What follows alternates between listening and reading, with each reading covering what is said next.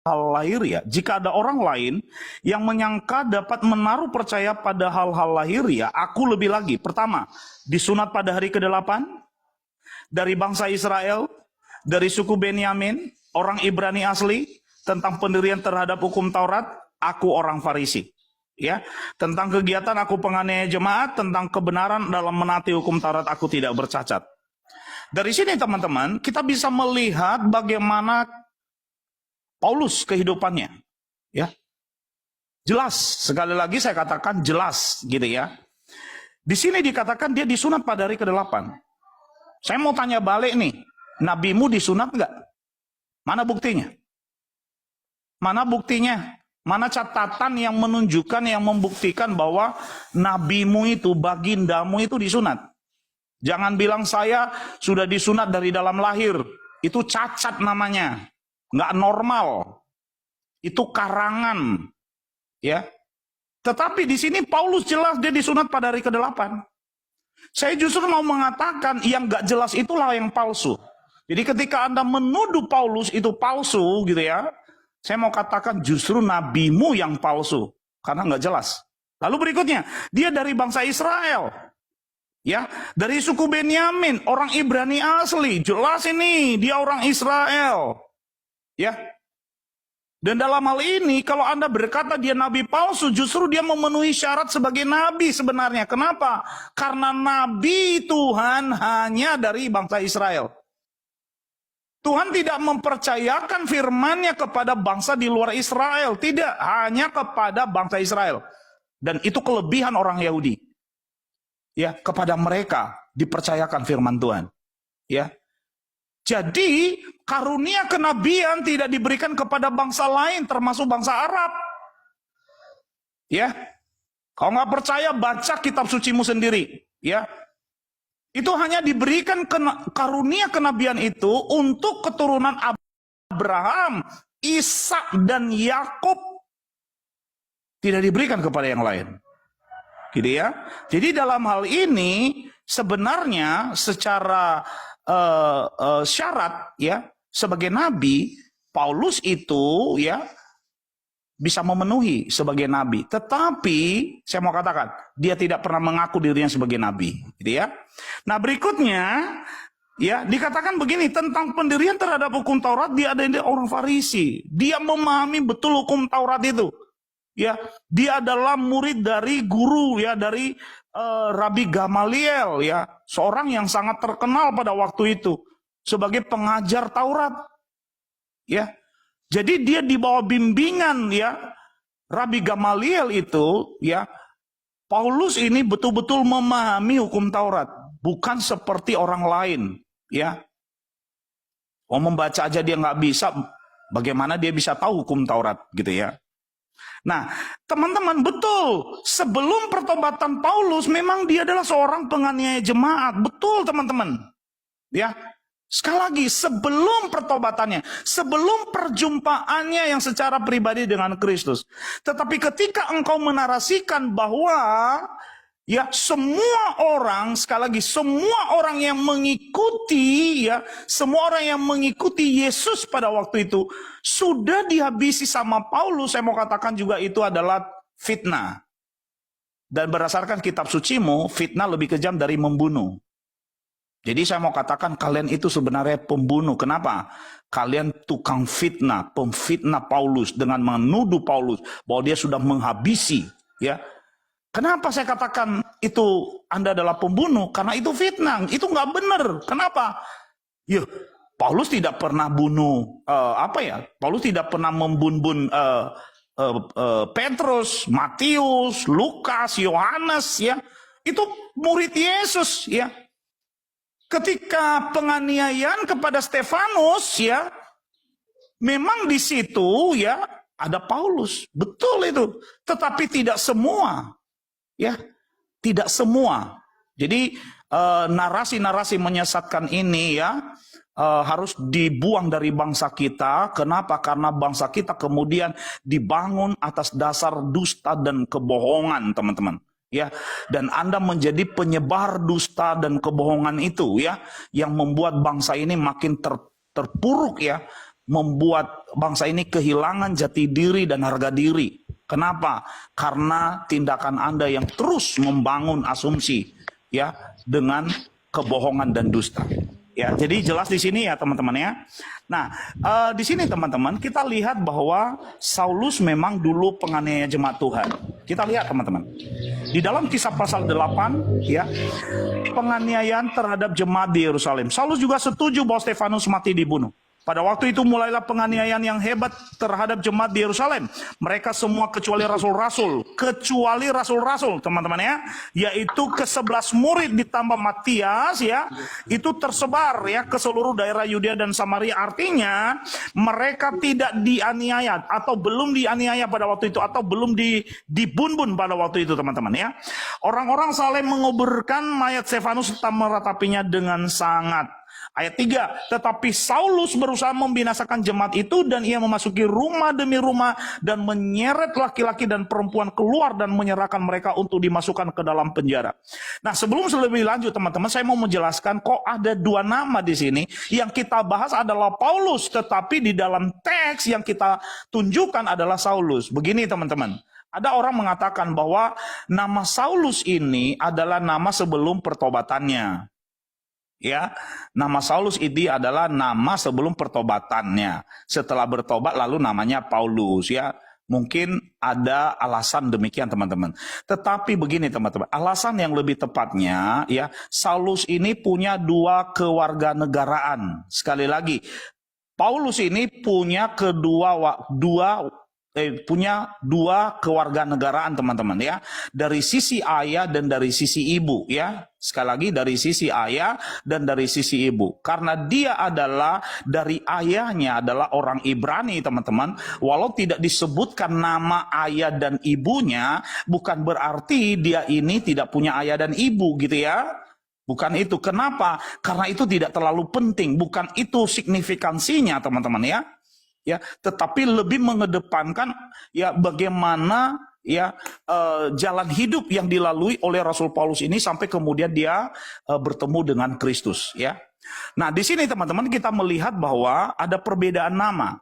Saulus itu adalah nama Paulus ya dalam kewarganegaraannya sebagai orang Ibrani ya, sebagai Yahudi.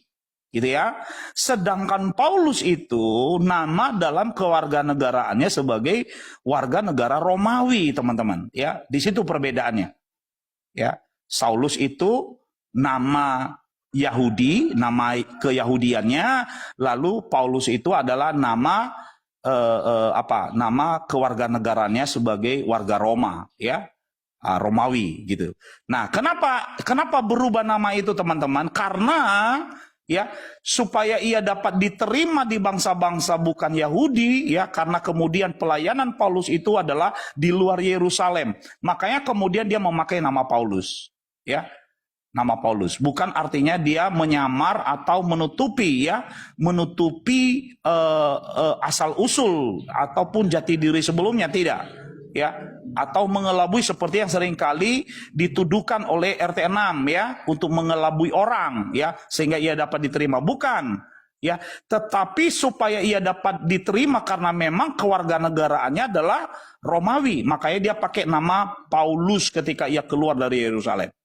Ya, begitu teman-teman. Ya, nah kita lihat teman-teman, bagaimana pertobatan dan perjumpaan Paulus ini dengan Tuhan Yesus. Kita lihat di dalam Kisah 9 ayat 1 dikatakan, ya, Kisah 9 ayat 1, sementara itu berkobar-kobar hati Saulus untuk mengancam dan membunuh murid-murid Tuhan. Ia menghadap imam besar dan meminta surat kuasa daripadanya untuk dibawa kepada majelis-majelis Yahudi di Damsyik, supaya jika ia menemukan laki-laki atau perempuan yang mengikuti jalan Tuhan, ia menangkap mereka dan membawa mereka ke Yerusalem.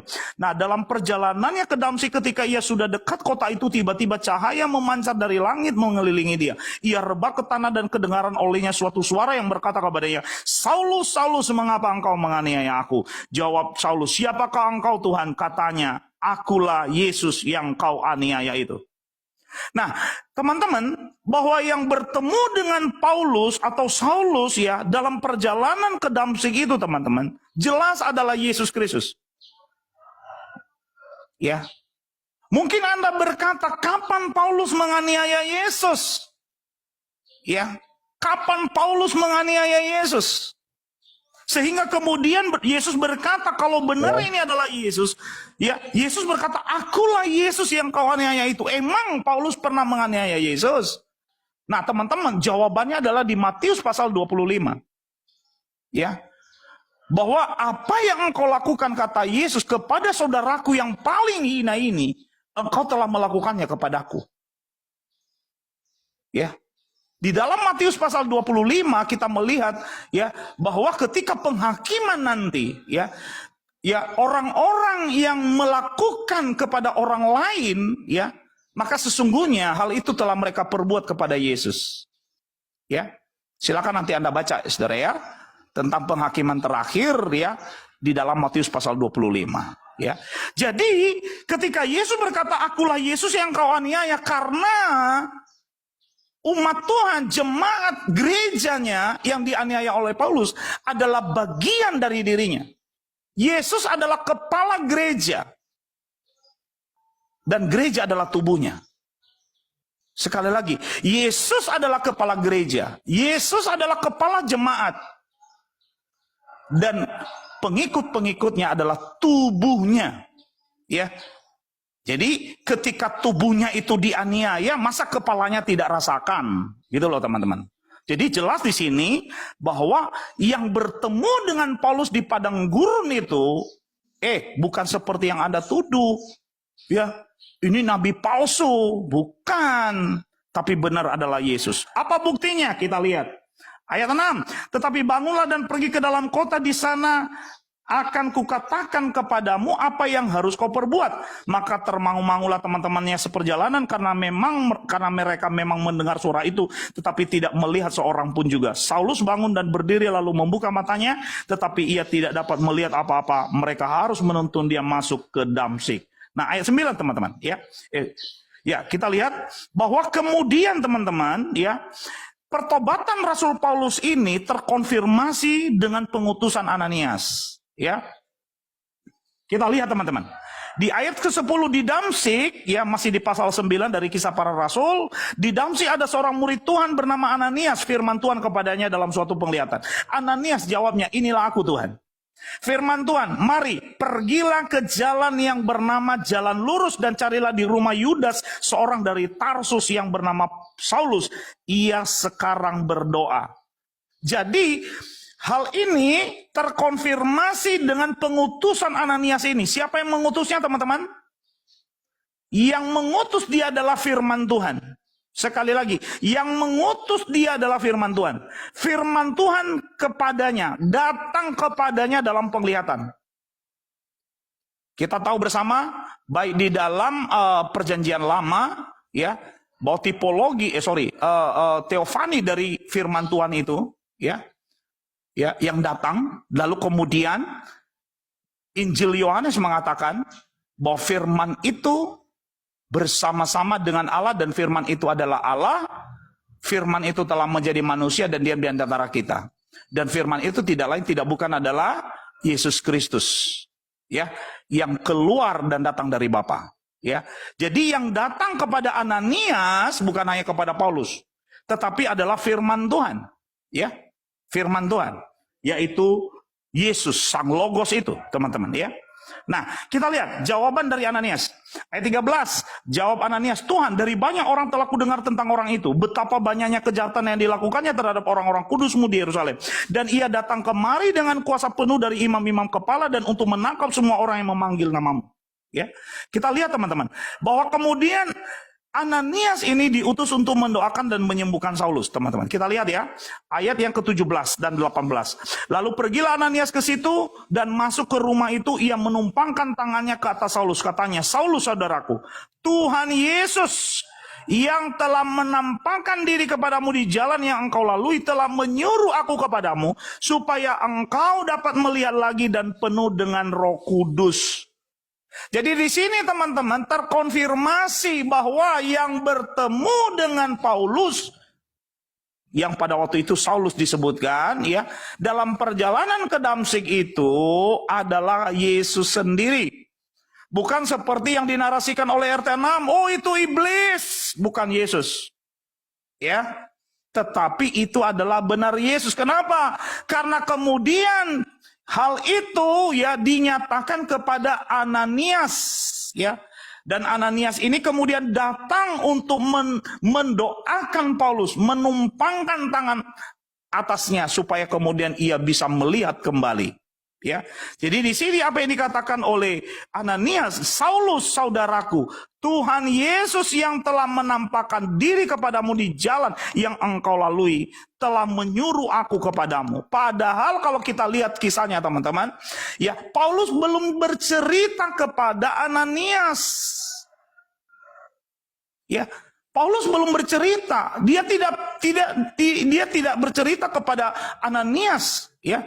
Tetapi atas petunjuk Kristus, ya Ananias ini datang ke rumah di tempat Saulus ini menginap, ya. Dan lalu kemudian ngomong ini teman-teman, ya.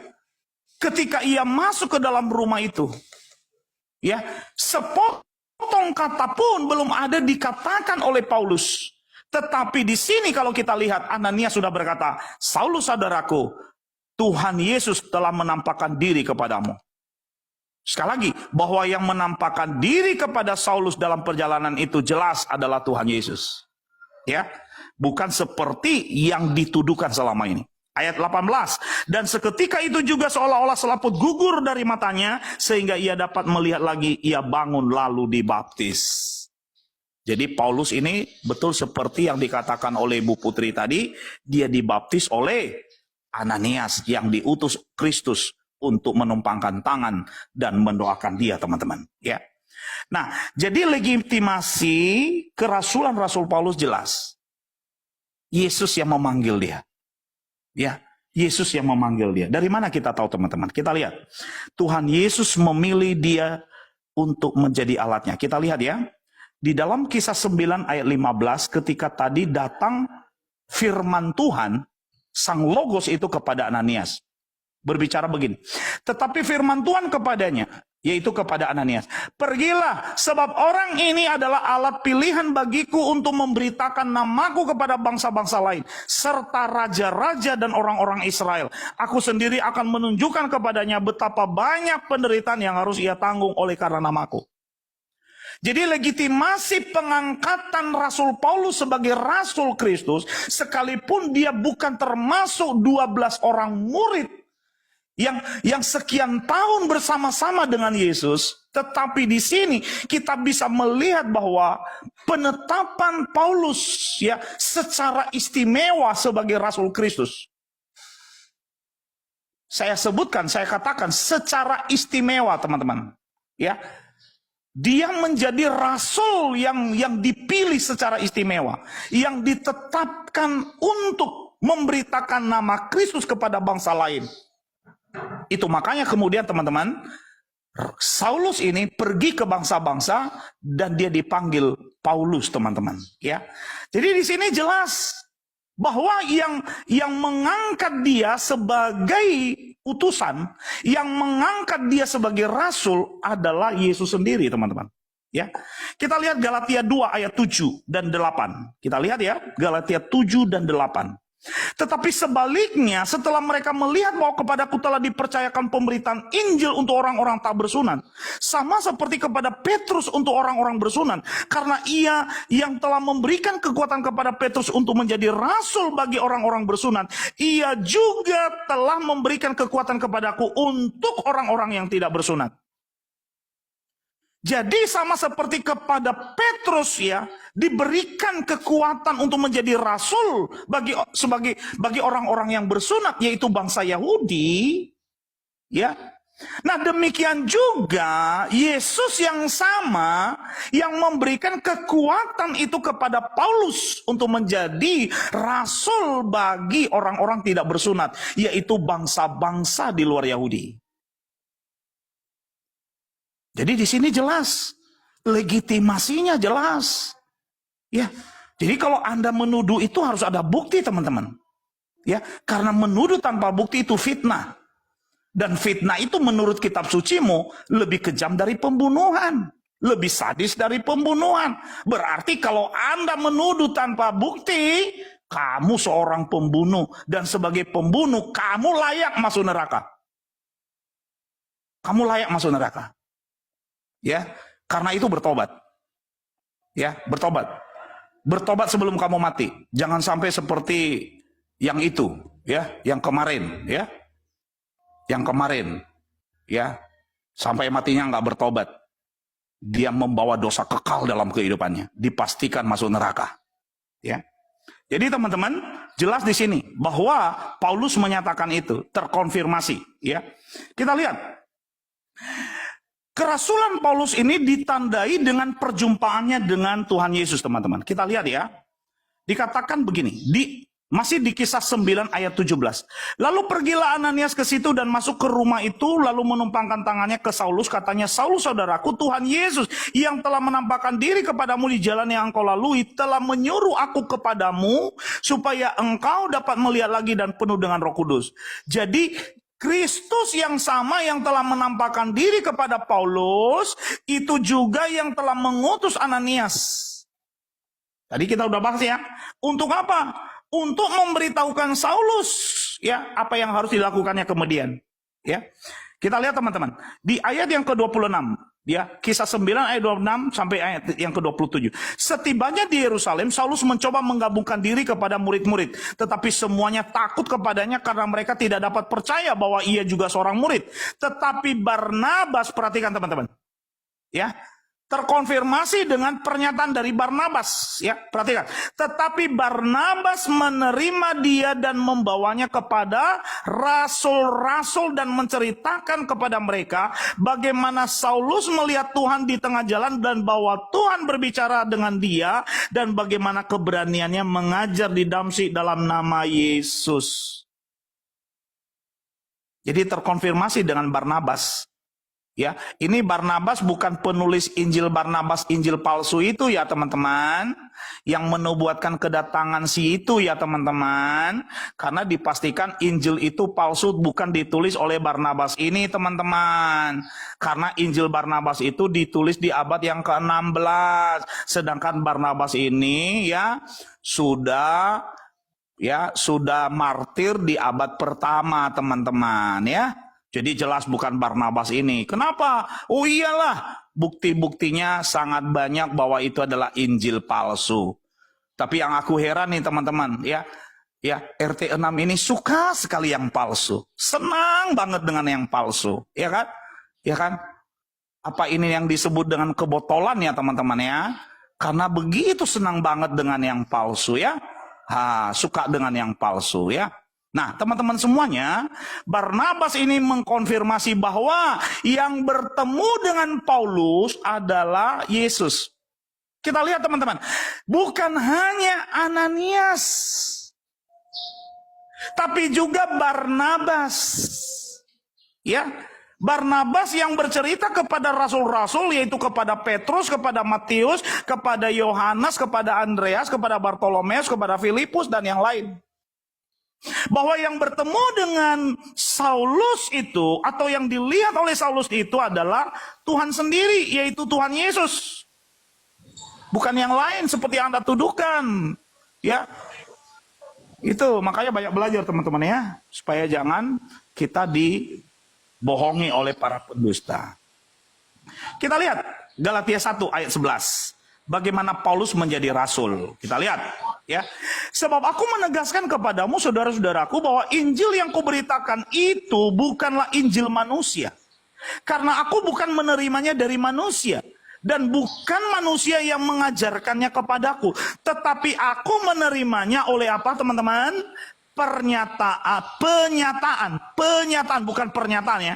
Penyataan Yesus Kristus. Bahwa yang menyatakan Injil itu kepada Paulus adalah Kristus sendiri. Sang Injil itu sendiri. Sekali lagi teman-teman, bahwa yang menyatakan Injil itu kepada Paulus adalah Yesus Kristus sendiri, Sang Injil itu. Ya.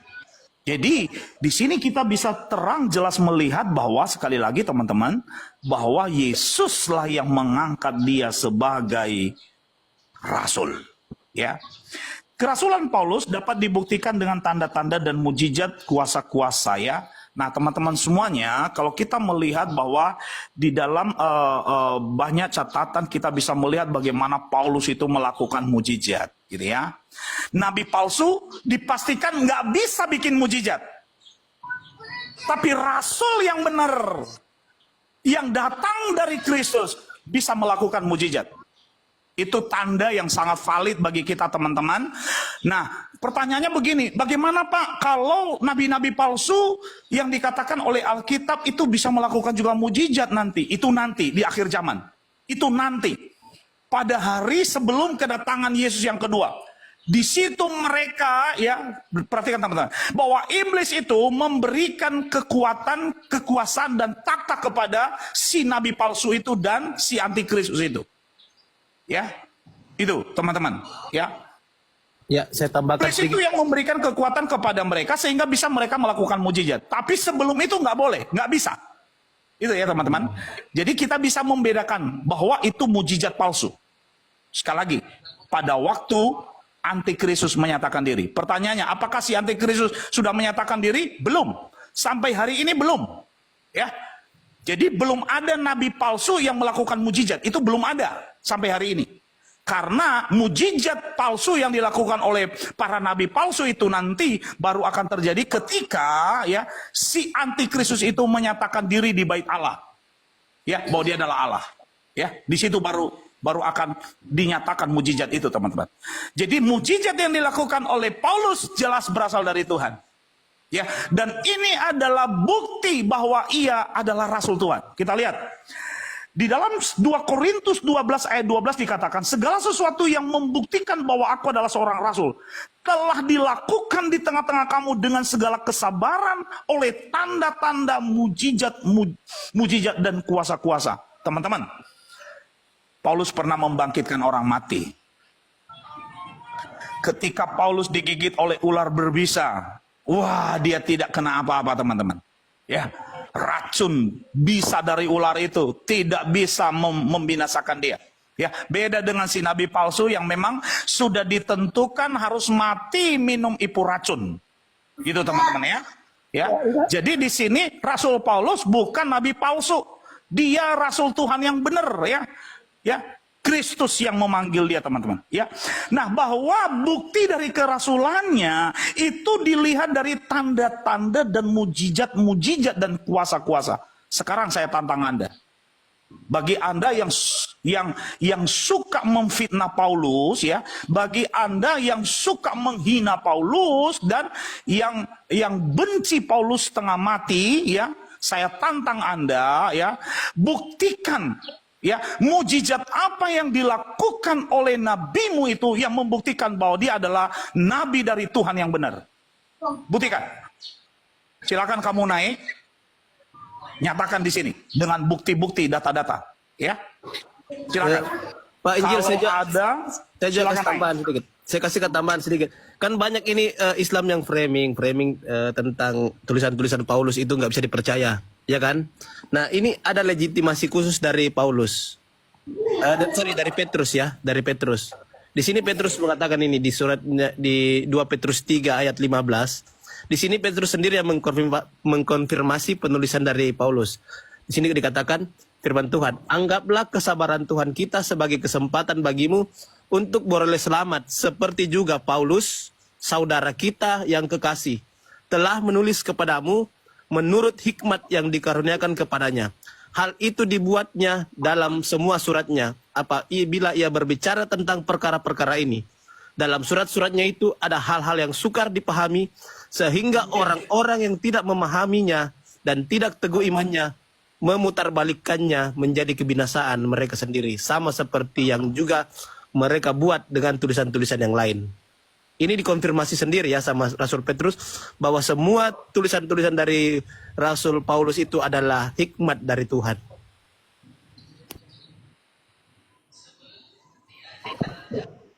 Shalom, shalom Pak Injil, shalom semuanya.